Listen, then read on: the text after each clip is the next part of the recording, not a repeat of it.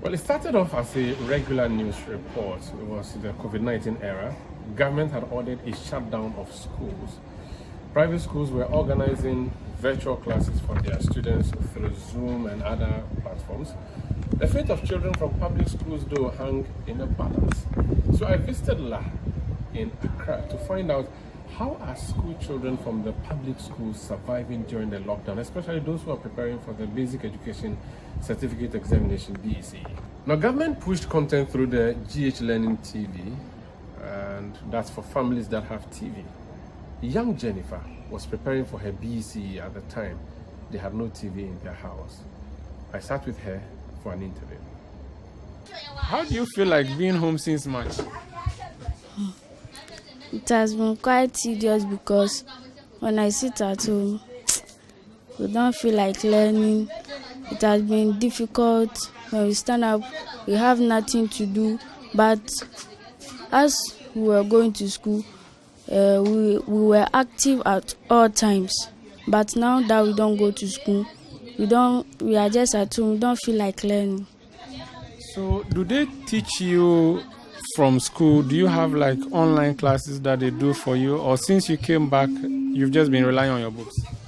Oh, please, as we are government students, and it's not all of us that we use WhatsApp phones, so we don't get any online classes. Even I don't even have television in my room for me to be watching what they have been teaching on the telly. That interview, unplanned, unscripted, unpredicted, was the curtain raiser for this girl whose mother sells charcoal at the La Market.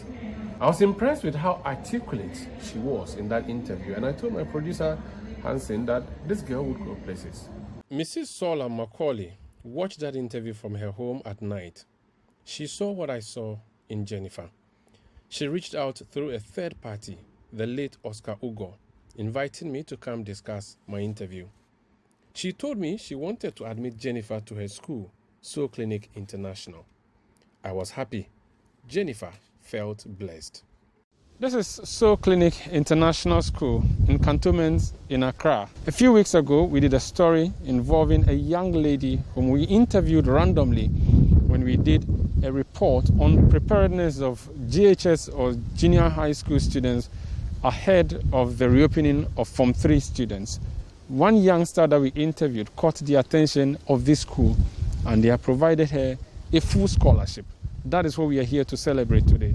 Let me speak to the school administration. We had a news of Jennifer speaking on City TV, and that actually touched our director. And looking at what we do in Soul Clinic, we work on souls, and we try to harness these ones from communities who are less privileged, and then we support them.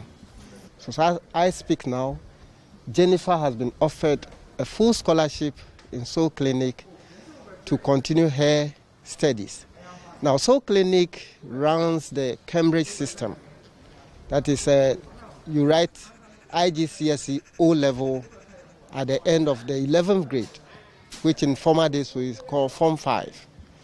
Now, she will be writing that in the next 3 years. And then when she finishes, she can proceed to the university or continue in the sixth form, where she will do 2 years, and then she's good to go to enter any university in Ghana and in abroad. So you're offering her full scholarship? A full scholarship.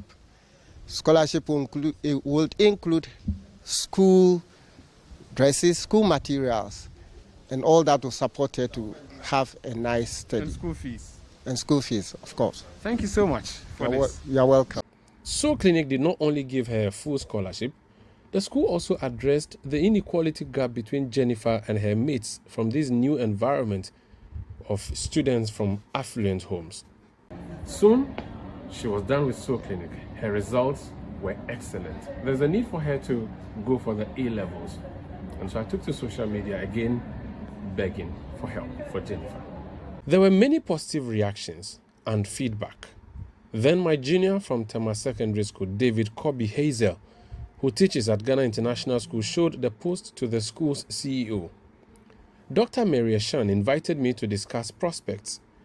The school didn't have enough to take her on fully, she told me, but she'd find ways and means. Enter Ajayi and Associates. The company agreed to sponsor Jennifer for the 2 years at GIS upon an appeal from Dr. Eshen. That evening, when I drove Jennifer, her siblings, and her mom to GIS apartment, was an emotional one. I was a stranger helping this family start a new life. It reminded me of the day a total stranger, Theophilus Akrobotu, took me, my sister and mother, to the boarding house at Temasco 2 decades prior. At GIS, Jennifer excelled again. It's 2 years already, and we are here for the graduation. Through the broadcaster, Umaru Sandu of City FM. Mr. Sandu, can I please invite you up on stage? Mr. Sandu brought a story to us of a young lady, very vocal, very spirited, and very excited to learn. Jennifer Anum.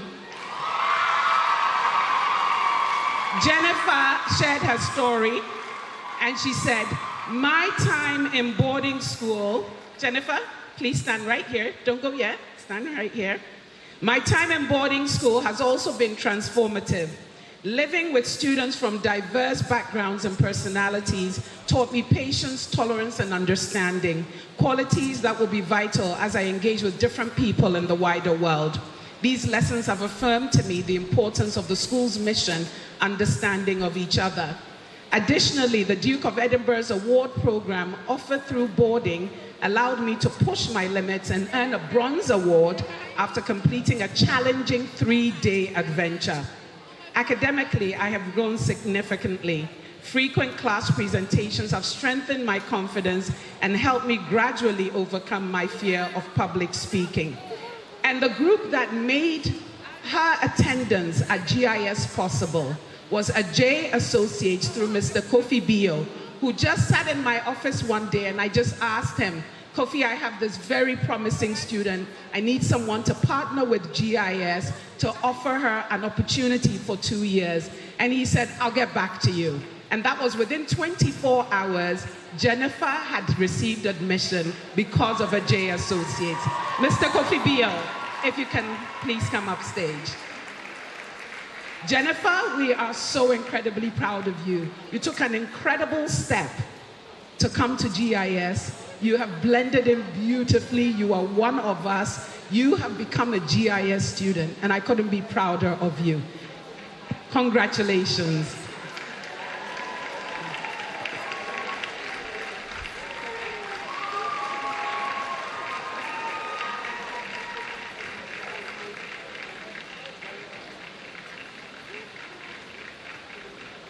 This demonstrates how it takes all of us to make a difference. From one person talking about it and seeking change. Jennifer, that way. These two students came to us to be part of our community. If you are here and you're interested in supporting what GIS is doing to extend our privilege to others, do see me afterwards. Thank you so much. Thank you, Dr. Eshen. Can we give the class of 2025 a big, loud round of applause?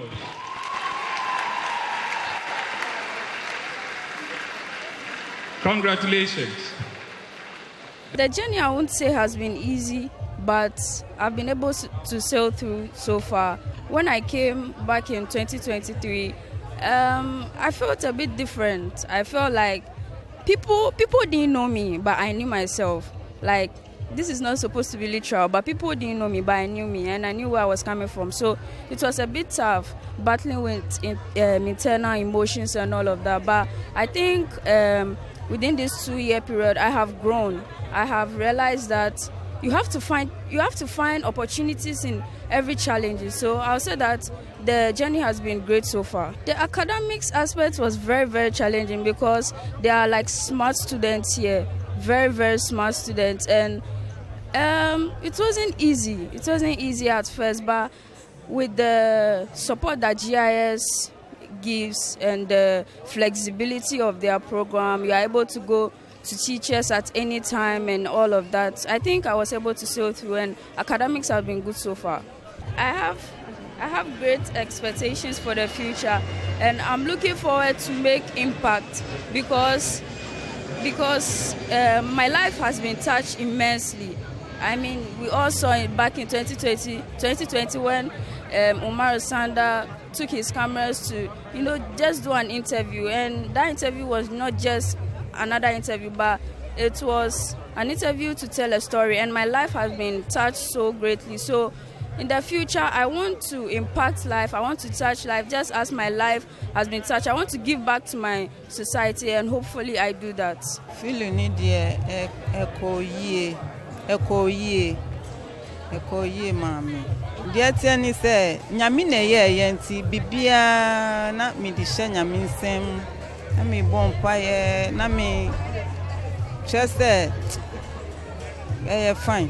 Say Nyamia yenti, mi feel it, say Nyamia ye. You know, there are some stories you do and you know that this story would go far. And I remember when I finished speaking with her and we left the house, I told my producer Hansen Ajimanda, listen, this girl would go places. I'd given my number out and I said, contact me when you finish your BEC, because I could actually see some big potential coming. So I wasn't surprised when I got a call from Oscar of blessed memory, who said, listen, Soul Clinic has seen this interview and they said they want to take this girl up on scholarship. I was so happy. I was so proud.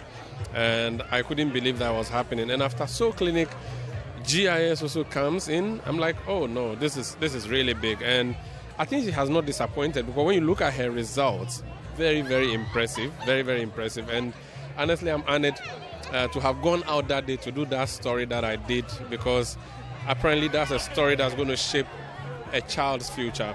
And coming from the slums of La in Accra, a mother selling charcoal in the marketplace.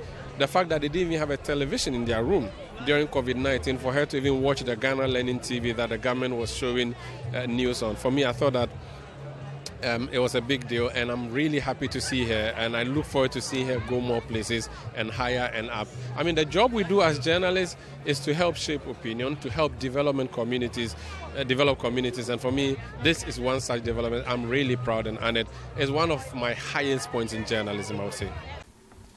That evening, after the pomp and pageantry, kids of the affluent in society were driven out of GIS in big, beautiful cars to big, beautiful homes, or even to the airport to go on vacation. Jennifer and her family stood in front of the gate to find a taxi, even though they would rather board a trotro, which would be cheaper. But trotros don't come through this part of cantonment. It suddenly started to rain, and they were well soaked, a memory they would never forget. Her mother told me in Ghana it was Jomo, to wit, blessings. The following day, I led the family to Soul Clinic, where it all began, to thank them. Then to GIS, to thank them. And together with Dr. Eshen, we went to Ajayi and Associates to say thank you for helping Jennifer. She's done now. She's home in La now. She's waiting upon God now. And she's waiting upon you too. If you have the means to send her to university, please do. If you own a university and you can admit her, please do. Like me, Jennifer is a community child. Let the community help build one of its own again, like it did for me. I am positive that a great future awaits Jennifer.